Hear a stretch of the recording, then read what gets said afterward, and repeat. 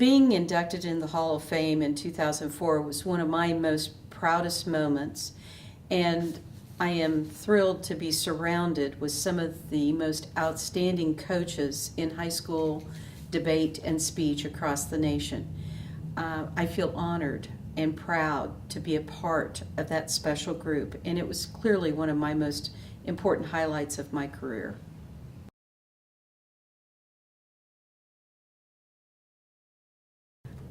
Some of my most important lessons have come from not just the very experienced coaches, but some of those young coaches who are starting to break the ice, so to speak, of where they have gotten students beyond the preliminary rounds and they've broken to the top 60 or the top 30, or for the first time ever having students in a final round. And seeking those individuals out and asking for advice, or going to workshops, or having the opportunity to work with some of those mentors in preparing a workshop of my own that I might be doing. So those are some of my proudest moments of being around all of these fine individuals who are part of this organization.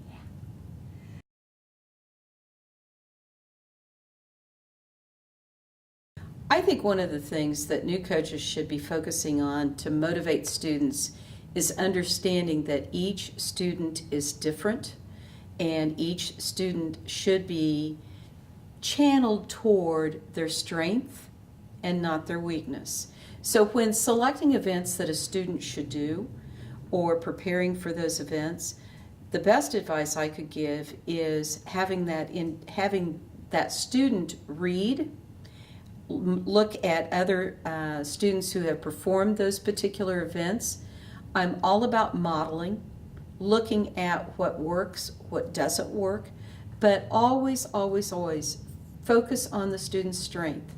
Not to necessarily limit the student as to what events they ought to do. I think as a freshman, it's great, or as a middle school student, it's great to have those individuals try out several different events to see which one they are passionate about, and then focus on the passion.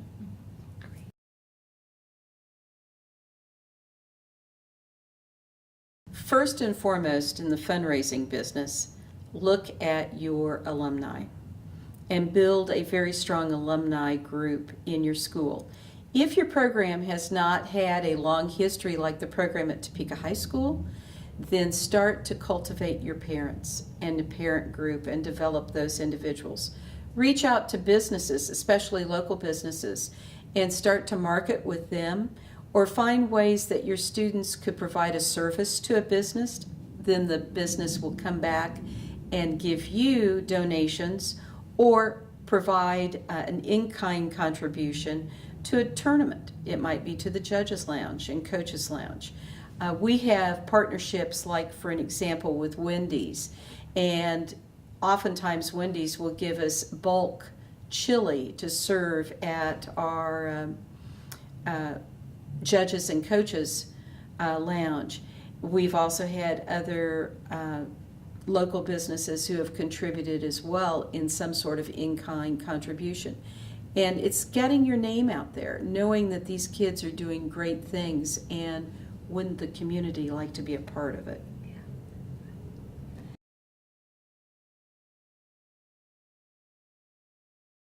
My most successful fundraising strategy, outside of selling Marcon pies, which are made in a little town in Washington, Kansas, by a group of women, and selling those, and we have always raised well over $1,200, $1,500 every Thanksgiving by selling those pies. And it's great for a local Kansas business, and it's great for us because people enjoy the product. But my most successful fundraising tip is going after your alumni. And we've been able to raise in excess of $15,000 to $20,000 among our alumni who support the program, and former parents of former students who have gone through the program. So tapping into that resource has been very valuable to us at Topeka High School.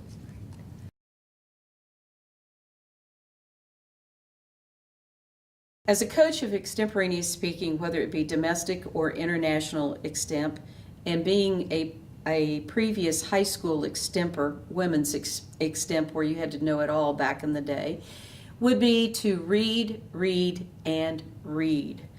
I cannot stress that enough. And putting students on a very broad reading program for their particular area of extemp, whether it be foreign or domestic, is one of the best things that you can do. And that also means not using the typical resources like Time, U.S. News, Newsweek as your go-to, or even Christian Science Monitor. Reaching out and going to journals, to books, nonfiction books that have been published, really shows the depth of an extemper. And even if you've not read the entire book, looking at what the reviewers are saying about that author, about the book itself, and maintaining that information in your back files to help you in preparing for a good extemp speech.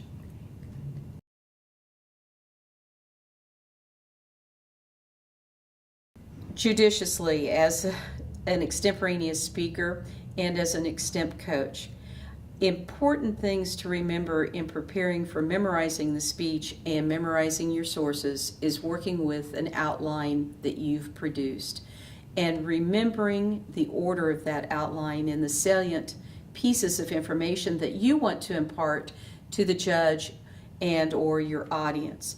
And if you can remember the outline, if you can remember the date and the source, and basically being able to summarize the quotation that you want to use, is working at repetition, repetition, repetition, and dividing that 30 minutes in a very workable kind of form, spending 15 minutes in prep and 15 minutes in rehearsal before you take off and go to your room to perform, are the best ways in memorizing and keeping that speech in the front of your mind before you go in to perform.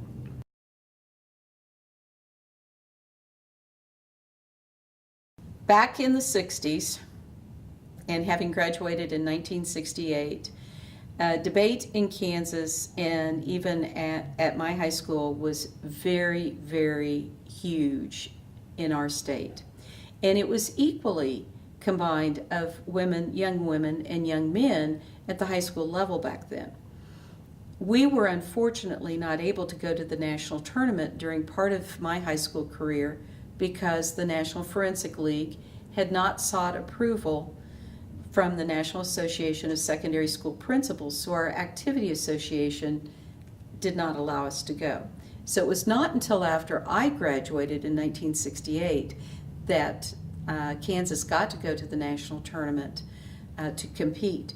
But we had a very equal number of girls and boys at that time. Over time, I have seen a decrease in the number of young women wanting to approach, whether it be policy debate or Lincoln Douglas debate or public forum debate. Now we have congressional debate, of course. But I was very fortunate in 1989 to have a final round policy team who consisted of a young man and a young woman. And even though we won second, I thought that was pretty impressive that a team of a boy and a girl could make it to the final round. And I don't know when was the last time two girls won policy debate. But I would encourage young women to take part and step up to the plate, to use a baseball analogy, and be a part of the team because they are brilliant and it can pave the way to so many other things for them.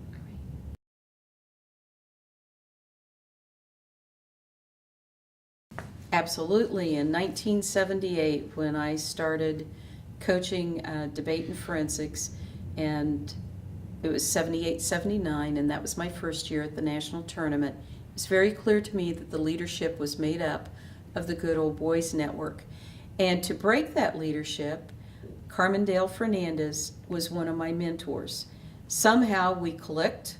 This little girl from Kansas who flew away to Oz, and it was Cincinnati, and this is when Phyllis Barton was coaching. These women embraced another woman coach, and I really felt empowered as a young coach, sometimes clueless, at that period of time, but being respected for the fact that I was a woman and that I was coaching, and I've made it to the big time by coaching a student to the national tournament. This is back when only the first place winners went to nationals, and we also had double qualifiers where you could qualify in 2 events. So throughout that young career, and while Carmen Dale was president of the organization, she always sought me out, and after that experience I had some little duty, whether it was holding a fly swatter outside of the tab room to swat flies in Huntsville, Alabama, or to keep other people out of the tab room who should not be there. I was Carmen Dale's appointee, and that's very special to me even today.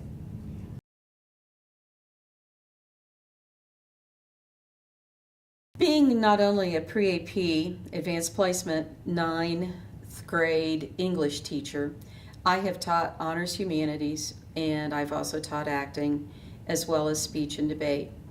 And I have always infused some performance element in those other classes. And especially in honors humanities, it might be the great debate against 2 philosophers. You know, what would Socrates and Aristotle, or what did Socrates and Plato, since Plato was a student of Socrates, if they were to debate each other, what would they be debating on? And so in different periods of time of history with humanities, we would set up all sorts of speaking events that my humanities students would have to engage in. And they loved it. It gave them an opportunity to take on the persona of an individual, or to take on a persona of a movement which was happening during a period of time. And it was fun for them and clearly fun for me. Students would present on the architectural movements within the Greek society, and they had to take pictures and present these pictures from the city of Topeka of different styles of columns, whether they were Doric or Ionic or Corinthian columns. They had to go out and search those out. So it became their piece of a performance to the rest of the class. And that was pretty exciting, and the kids really enjoyed doing that. That's where they gained that deeper understanding.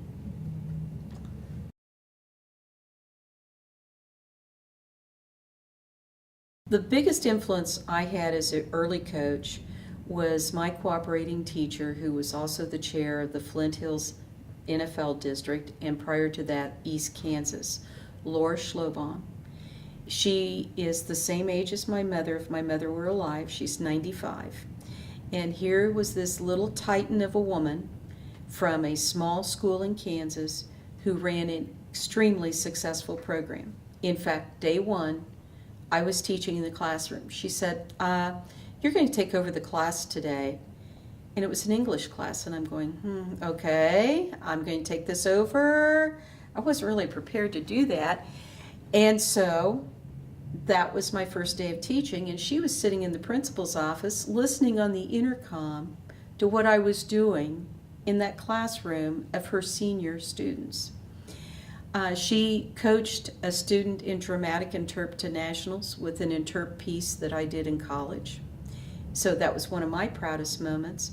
We've been very close friends throughout her lifetime, but she had the biggest impact on me as a young female coach in Kansas, which was fully filled with a lot of men who were running programs in Kansas. I have great respect to Laura Schlobaum.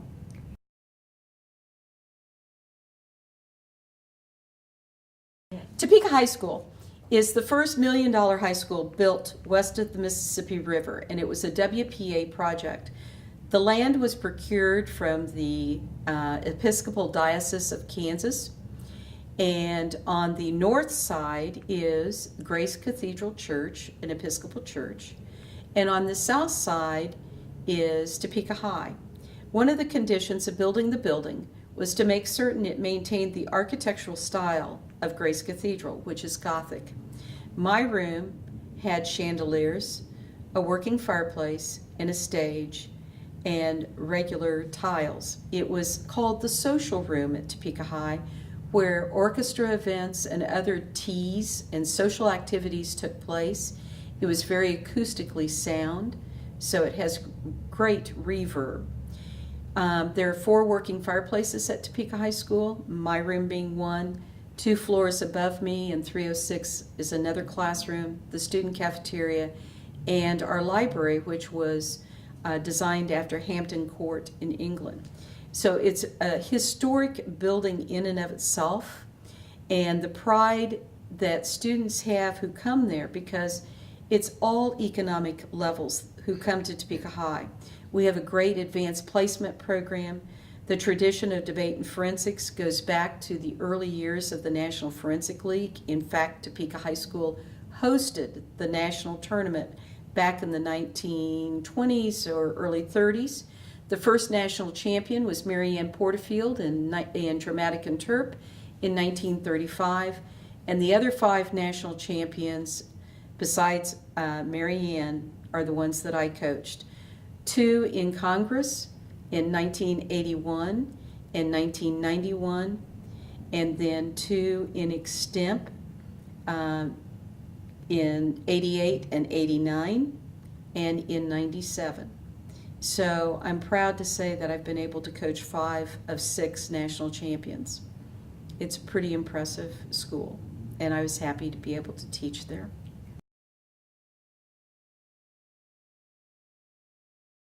My proudest moment as a coach was being able to coach my first student to nationals the first year I was coaching in 1979, spring of 79.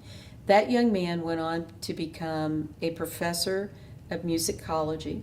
He has his PhD. He was an extemper. This was back in the day when it was in men's extemp. And it was back in the day when you could qualify for another main event at nationals. And he qualified in original oratory. And he went until the quarterfinal round at nationals. And this is when we were back on the old up-down system. So that was an extremely proud moment. We're very close friends. We stay in contact with each other. And I just love it that we have this relationship that goes back to his high school years.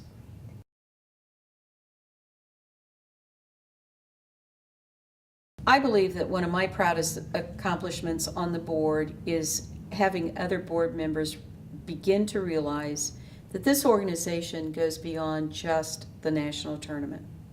It feeds the basis of what speech and debate should be at both the middle school and high schools, and that our focus should not only be the gravy, the national tournament, but focusing on the fundamentals of what students are gaining from being a part of a speech and debate program, building resources to ensure that students have the best from the brightest and best coaches in the United States, and for that matter, the world.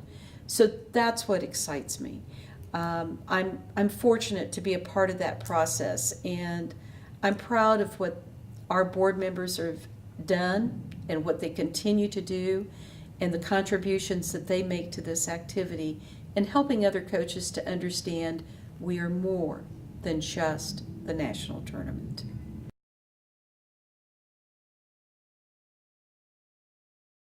At the beginning of my coaching career, the national tournament allowed students to be double qualifiers to the national tournament in their 2 main events.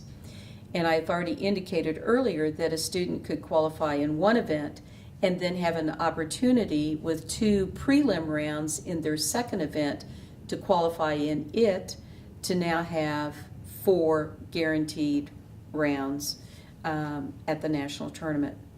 One of the things that excites me about having double qualifiers is being able to see the best of what a student can do. And I felt the competition was extremely difficult during those early years. Part of that being that we only took the first place winners from district tournaments to compete at the national tournament. And we gave kids the opportunity to shine in things that they could do more than just one event. My disappointment as a coach was seeing that go away. And I believe 1999 was the last year that we allowed double entries. It would have been the year that Josh Gad won oratory and won humorous interp. At the same time, I can see the advantage of allowing more students to come to the national tournament. We clearly changed over the years from only allowing the first place winner to then moving toward the first and second place winner. And we have since allowed for students who could not compete to allow the alternates to compete. So there have been many changes which have occurred. And I believe that ultimately it's for the best of the organization in terms of allowing more students the opportunity to share in this experience at the national tournament.